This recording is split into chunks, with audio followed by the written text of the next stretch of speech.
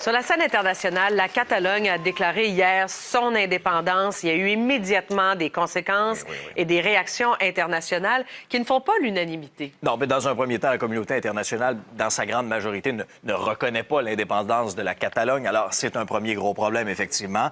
Aujourd'hui, les Catalans se sont réveillés sous la tutelle de Madrid. Il y a eu toutes sortes de mesures instaurées par le dirigeant, donc Mariano Rajoy, entre autres la destitution du chef opérationnel de la police. Aujourd'hui, il y aura une rencontre importante avec en tête la vice-présidente du gouvernement espagnol.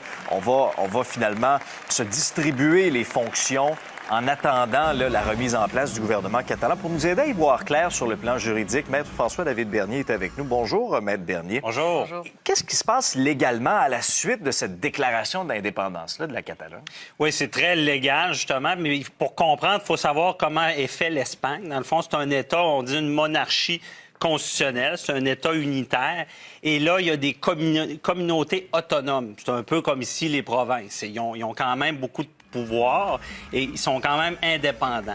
Mais comprenez que tout ce qui est juridique est de compétence de l'Espagne. Et là, tout ça, vous savez que la Constitution est supralégale, est au-dessus de tout. Ça a été signé en 1978. Et là, ce qu'on voit, c'est que l'Espagne prétend que le premier référendum était illégal.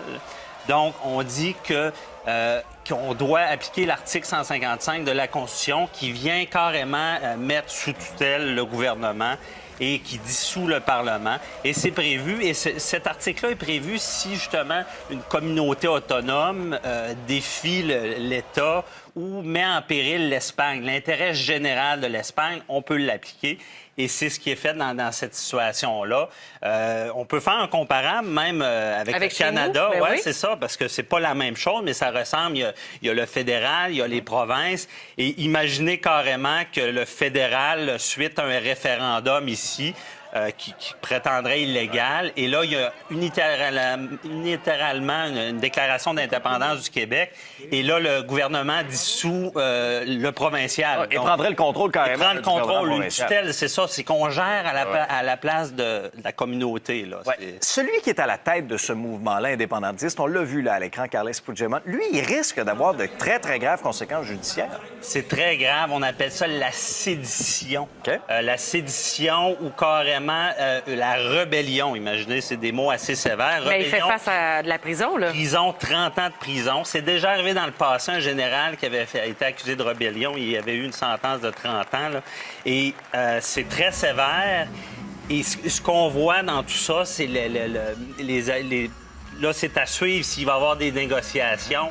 Parce que ce qu'on veut, évidemment, c'est qu'il n'y ait pas de violence et qu'on essaie de trouver des solutions internationales. Est-ce que c'est un tribunal étranger qui va se pencher sur ce qui se passe là? Est-ce que c'est un observateur étranger? Comment avoir une certaine neutralité dans C'est ça. En ce moment, c'est le tribunal qui gère la Constitution, qui est de compétence espagnole, qui va se pencher là-dessus. Mais ce que dit les États, la communauté internationale, c'est faites une médiation, accepter une médiation.